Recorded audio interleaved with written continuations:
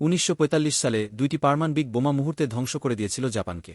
শহরগুলো মাটির সাথে মিশে যায়, লাখো মানুষ মারা যায়। কিন্তু আশ্চর্য ব্যাপার হল, সেই জাপানই আজ বিশ্বের অন্যতম উন্নত দেশ। অন্যদিকে স্বাধীনতার 50 বছর পরও বাংলাদেশ কেন পিছিয়ে? জাপান কখনও হাল ছাড়েনি। পারমাণবিক বোমায় ধ্বংস হয়ে যাওয়ার পরও তারা বিশ্বাস হারায়নি, বরং আরও শক্ত হয়েছে ভিতর থেকে। তারা বুঝেছিল, দেশের আসল শক্তি অস্ত্রে নয়, মানুষের ভেতরের জ্ঞান আর পরিশ্রমে। তাই যুদ্ধের পর জাপান প্রথমেই গুরুত্ব দিয়েছে শিক্ষা ও মানব সম্পদে।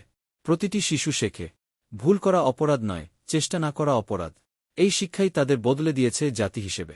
শৃঙ্খলা, সততা আর দায়িত্ববোধ তাদের জীবনের অংশ। রাস্তার ময়লা ফেলা থেকে শুরু করে অফিসের সমঝমতো উপস্থিতি, প্রতিটি কাজেই তারা দেখিয়েছে নিখুঁততা, সম্মান আর একাগ্রতা। আর এই মানসিক শক্তি জাপানকে দাঁড় করিয়েছে আজকের উন্নত বিশ্বের সারিতে। জাপান বিদেশি সাহায্যের উপর নির্ভর করেনি। ধ্বংসের পর তারা সিদ্ধান্ত নিয়েছিল, নিজেদের পথ নিজেরাই তৈরি করবে। তাই তারা গড়ে তুলেছে নিজস্ব প্রযুক্তি, নিজস্ব জ্ঞান আর উদ্ভাবনের সংস্কৃতি। আজ গাড়ি, ইলেকট্রনিক্স, রোবোটিক্স, প্রতিটি ক্ষেত্রেই জাপানের ছোঁয়া স্পষ্ট।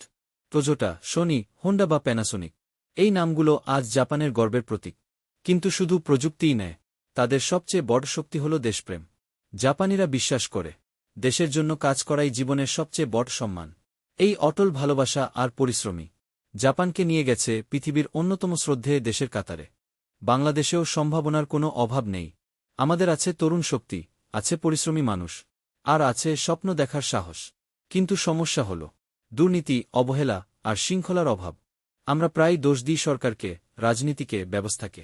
কিন্তু প্রশ্ন হল, নিজের কাজের জায়গায় আমরা কতটা দায়িত্বশীল?